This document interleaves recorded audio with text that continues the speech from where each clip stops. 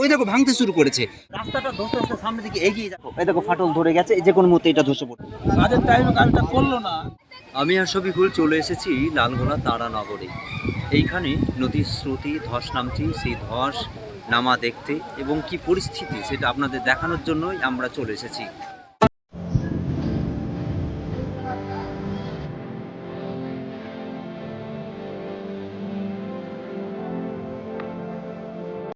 ওইখানে দেখো জলের স্রোত কিন্তু তীব্রভাবে আঘাত করছে মাঠে এবং ওখানেই লোকের ভিড় রয়েছে। যে কোনো মুহূর্তে কিন্তু ওখানে ধস নামতে পারে, ওখানে জীবনহানি ঘটতে পারে, কিন্তু মানুষ কেন সচেতন হচ্ছে না সেটা বুঝে উঠতে পারছি না। আমরা এইখানে দাঁড়িয়েছি, এখানে একটা রিস্ক রয়েছে, কিন্তু একটা ভালো দিক যে এইখানে আপাতকালীন ঠেকা দেওয়ার জন্য বস্তা ফেলেছে, বালি ভর্তি বস্তার ফলে নদীর স্রোতের যে আঘাত, নদীর জলের যে আঘাত, সেইটা বস্তাতেই রুখে নিচ্ছে। চলো আমরা একটু স্থানীয় যে বাসিন্দারা রয়েছে তাদের কাছে জেনে নিই তাদের কি অবস্থা। আমরা একজন স্থানীয় মানুষের কাছে এসেছি, তিনার কাছে একটু জেনে নেব। এই যে ধস নামছে প্রতি বছর প্রায় যখন বর্ষাতে জল বাড়ে তখনই ধস নামে, কিন্তু যখন জল কমে থাকে তখন কোনো রকম ব্যবস্থা নেওয়া হয় না। সেই ব্যাপার নিয়ে আমরা শুনে নেব, জেনে নেব আমাদের স্থানীয় এক বাসিন্দার কাছ থেকে। যখন এখানে জল বাড়ছে তখন কাজ শুরু করছে, এইসব কাজ করে কিছু হবে না। নেতা বা গ্রামবাসীদেরকে উদ্যোগ নেওয়া উচিত, যখন জল থাকবে না তখন ভালোভাবে এটাকে বাঁধানো। আর এখন এসব করে কিছু হবে না, মানুষকে সান্ত্বনা দেওয়ার, এইসব টাকা কামানো, আর কিচ্ছু না। হ্যাঁ, উনি ঠিকই বলেছেন। দেখো যখন জল কমে থাকছে তখন তো একটা ব্যবস্থা নিতে পারেন। তারা তো জানেন যে জল বাড়লে এইভাবে ধস নামছে, তা আমরা এখন তো একটা ব্যবস্থা নিই, পাথর দিয়ে বাঁধিয়ে দিই, তাহলে তো এই পরিস্থিতিটা আসে না।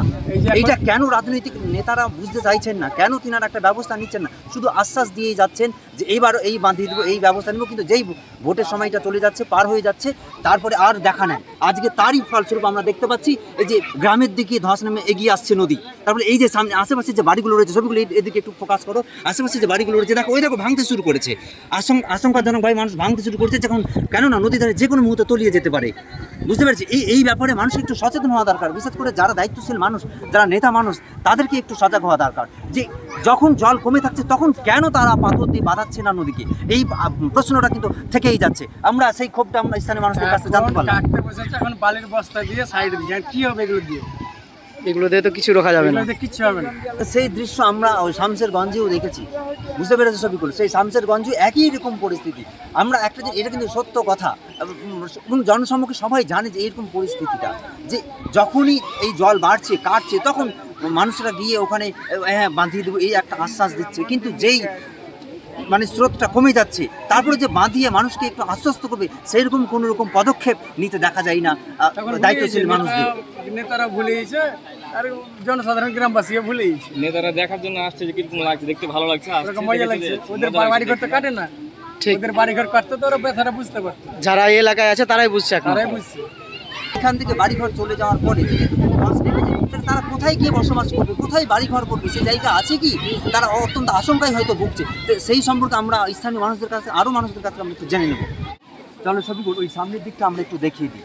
ওখানে ওই সাইডটাও কাটছে, আমরা তো ওই দিকটা দেখালাম, এবং এই জায়গাটাতেই কিন্তু সেই স্রোতটা রয়েছে, এখানেই জল আঘাত করছে। এখন এই দিকটা জল নামছে, তো এইখানে অনেক মানুষের ভিড় রয়েছে। আমরা এখানে কয়েকজন মানুষের সাথে কথাও বলে নেব এবং এখানে যে পরিস্থিতি সেটা একটু দেখবো।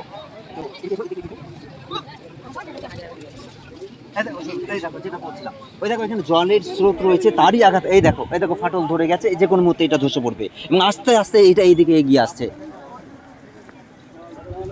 তবে এইখানে যারা দাঁড়িয়ে রয়েছে তাদেরকে একটু সচেতনভাবে দাঁড়িয়ে থাকতে হবে, কারণ যে কোনো মুহূর্তে এটা ধসে পড়তে পারে। জি অবশ্যই। আচ্ছা, আমরা এখানে স্থানীয় মানুষ যারা রয়েছেন তাদের সাথে দুই একটা কথা বলে নিই, তাদের মনের ইচ্ছাটা একটু জেনে নিই, তারা কি চাইছেন এখন এই মুহূর্তে। আচ্ছা, এই যে আমরা এই স্থানীয় মানুষ একজনকে পেয়েছি, ওনার কাছ থেকে আমরা এইদিকে একটু সরে চলে আসুন। জলের স্রোতের আঘাত এখানে বেশি রয়েছে। আচ্ছা, একটু বলবেন বিষয়টা, এই যা পরিস্থিতি তাতে আপনারা কি চাইছেন এখন এই মুহূর্তে? কি চাইবো আমরা, নদীটা হবে, রক্ষা করতে হবে, আর কিছু ভাবে হয়েছে না। সরকার চুরি করছে, সবাই তো চোর, কি কাজ হবে? তো তার জন্য মানুষ আমাদের এই আপনাদের এখানে যে স্থানীয় মানুষ রয়েছে, তাদের সচেতনভাবে যারা মেম্বার প্রধান রয়েছেন তাদের কাছে কি বলবে, সাধারণ মানুষের কোনো ক্ষমতা আছে প্রশাসন যে কাজ করলে? কাজটা যেভাবে হয়েছে সঠিকভাবে কাজটা হয়েছে, এখন কাজ হবে, টাকাটা খালি তখন ফিরে যাবে। কাজের টাইমে কাজটা করলো না, এখন তো ধরো যে কাজে পয়সা খালি খালি লুট করা হবে, এখন কোনো কাজই হবে না। মানে প্রায় 15-20 দিন ধরে কাটছে নাকি এটা? এটাও কাটতে অনেক খালি ছিল তো। মানে ওই যখন ওই রকম জায়গায় ছিল। টাইমে কাজটা হলো না, এমএলএ আইসে তখন তো বলতে পারতো কাজটা হবে, বা আরও সব যারা ছিল যারা দায়িত্ব আছে বিদ্যুৎ থেকে শুরু করে, টাকাটা তো অনেক দিন হলো বরাদ্দ করা, কাজটা এখন কেন হচ্ছে? তাহলে আমরা দেখতে পাচ্ছি স্থানীয় মানুষের ক্ষোভ যে কতদিন ধরে কাটছে কিন্তু এখনও যথাযথভাবে কোনো রকম ব্যবস্থা নেওয়া হচ্ছে না। শুধুমাত্র বালির বস্তা ভরে ওই দেখো ওই এই দিক থেকে একটু দেখাও, কোনো রকম একটু ঠেকা দিয়েছে, তারপর এই দিকটা এখন কাটতে শুরু করেছে, এই যেখানে ফাটল সৃষ্টি হয়েছে এখানেও কোনো রকম বালির বস্তাটাও পর্যন্ত ফেলেনি। তো এটা কি যখন কেটে সামনের দিকে এগিয়ে যাবে আরও এগিয়ে যাবে, তারপরে কি সেই অন্তত বালির বস্তা ফেলে কি ঠেকাটা দিবে নাকি? তারই ক্ষোভ আমরা দেখতে পাচ্ছি আমাদের গ্রামবাসীদের মুখ থেকে। ওনারা শুধু আশঙ্কা করছেন টাকা খাওয়ার, যে কোনো রকম ব্যবস্থাই হচ্ছে না, টাইমে কোনো কাজ করছে না, শুধু ধস নেমে এগিয়ে যাচ্ছে, আমাদের জায়গা জমিটা নদীর গর্ভে বিলীন হয়ে যাচ্ছে, বাড়ি তলিয়ে যাচ্ছে। তো তারই ক্ষোভ আমরা দেখতে পাচ্ছি এই স্থানীয় মানুষদের মুখ থেকে। একটা বাড়ি দেখতে পাচ্ছি আমরা এইখানে, এই যে এখানে বাচ্চারা খেলা করছে, ওরা জানে না যে তার ভবিষ্যৎটা কি পরিণত হতে যাচ্ছে। কিন্তু এই বাড়ির যারা লোক তাদের মধ্যে কতটা ভয়, কতটা আশঙ্কা কাজ করছে যে রাতের বেলা তো যে কোনো মতো ধস নেমে যেতে পারে, এই আশঙ্কাও কিন্তু রয়েছে না। কিন্তু আপাতত সবগুলো যেটা আমি বারবার করে বলছিলাম যে এই দিকটাতে সবই মাত্র বালির বস্তা ফেলে একটু ঠেকা দিয়েছে, কিন্তু যথাযথ ব্যবস্থা নেয়নি, কারণ এইটার উপর ভরসা করে থাকা যায় না। আরও বেশি বেশি করে বালির বস্তা ফেলা উচিত ছিল। এবং ওইদিকে দেখো, ওইদিকে কোনো রকম বালির বস্তা ফেলেনি, ওরা অনেকটা জায়গা জুড়ে কাটছে, ওরা বেশি জায়গা জুড়ে কেটে ওই নদীর গর্ভে বিলীন হয়ে যাচ্ছে, কিন্তু ওখানে বালির বস্তা কিন্তু ফেলেনি। এইটা কিন্তু আমরা দেখতে পাচ্ছি প্রশাসনের দিক দিয়ে একটা উদাসীনতা, কোনো রকম তারা গুরুত্বপূর্ণভাবে এই বিষয়টাকে দেখছে না।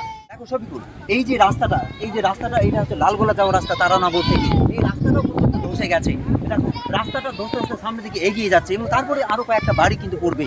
তো দেখো কত আশঙ্কা রয়েছে, কত বড় একটা দুর্ঘটনা ঘটার সম্ভাবনা রয়েছে, এমনি তো ঘটে চলেছে।